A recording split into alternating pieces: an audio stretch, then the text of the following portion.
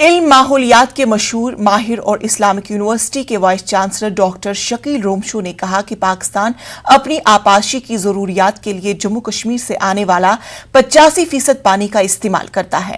Doctor رومشو آج سری نگر میں news 18 Urdu کے ساتھ بات چیت کر رہے تھے۔ انہوں نے کہا کہ جموں کشمیر اور لداخ میں سال 2008 تک پانی کی قلت کا مسئلہ پیدا نہیں ہوگا، تاہم انہوں نے پانی کے استعمال کا بہتر انداز میں نظم کرنے اور بہتر منصوبے بنانے پر زور دیا۔ رومشو کہتے ہیں کہ جموں کشمیر والے سندھ آبی معاہدے کے تحت ملنے والے پورے پانی کا استعمال کرنے کی اہلیت نہیں رکھتے۔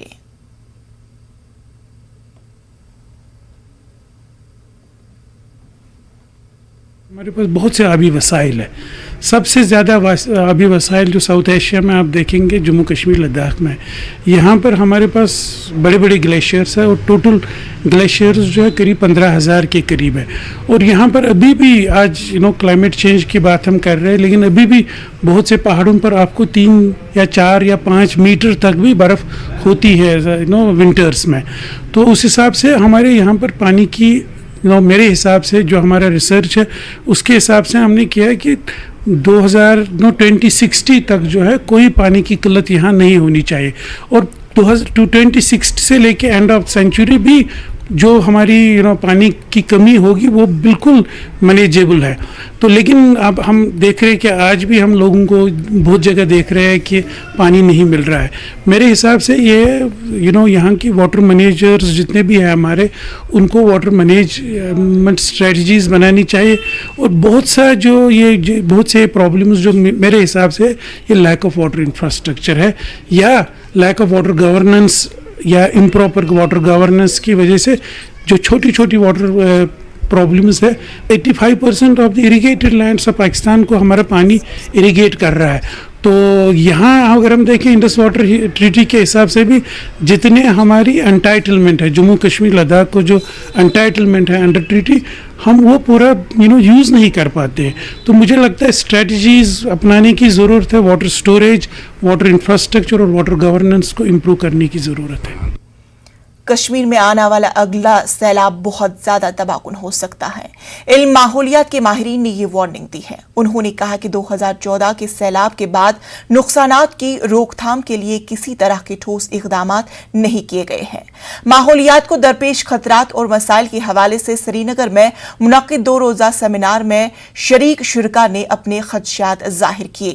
ماہرین ماحولیات کہتے ہیں کہ سیلاب کا خطرہ دریائے جہلم کی وجہ سے نہیں بلکہ کیچمنٹ ایریاز میں قبضوں اور تجاوزات کی وجہ سے سنگین سیلابی صورتحال پیدا ہو رہی ہے۔ ماہرین نے کیچمنٹ ایریاز میں سبزہ بحال کرنے کی ضرورت پر زور دیا۔ ڈاکٹر شکیل رومشو نے کہا کہ مناسب مینجمنٹ نہ ہونے کی صورت میں 2014 جیسا سیلاب پھر آ سکتا ہے۔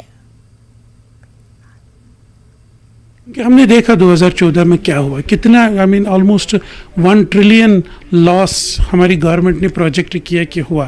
مجھے لگتا ہے کہ یہ 2014 کا فلڈ اور بھی پھر آئے گا، کیونکہ یہ کشمیر کی جو وادی ہے، یہ اگر آپ دیکھیں پچھلے 2000 سال کی جو فلڈ ہسٹری ہے، ایسے بہت سے سیلاب ہماری ہسٹری میں آئے ہیں اور آگے بھی آئیں گے۔ اس لیے ہمیں ایز این انڈیویجول یہاں کی گورنمنٹ کو، یہاں کی سوسائٹی کو اس طرف بالکل توجہ دینی چاہیے۔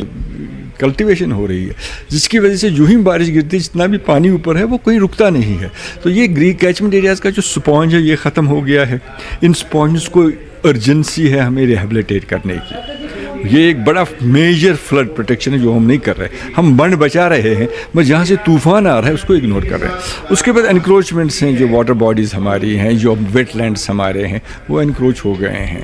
جو فلڈ پروٹیکشن ایریاز ہیں وہاں جو پروٹیکشن میجرز ہیں وہ نہیں ہوئے ہیں۔ اس کے علاوہ ہم سوچے سمجھے بغیر آپ ایک ریلوے لائن یا سڑک دیکھ کے خوش ہو جاتے ہیں، جو اچھی بات ہے، ریلوے لائن بھی چاہیے، سڑک بھی چاہیے، مگر یہ بھی آپ سوچیں کہ یہ بھی فلڈ کریٹ کرنے کی ایک وجہ بن جاتی ہے، پانی کا فلو روک لیتی۔ تو جب بھی آپ ایک سڑک بنائیں گے تو اس کا فلڈ اسسمنٹ پہلے ہونا چاہیے، یہ کہیں فلو تو نہیں پانی کا روک رہا ہے۔ کورونا وبا کے دوران باہمی امداد و انحصار کا جذبہ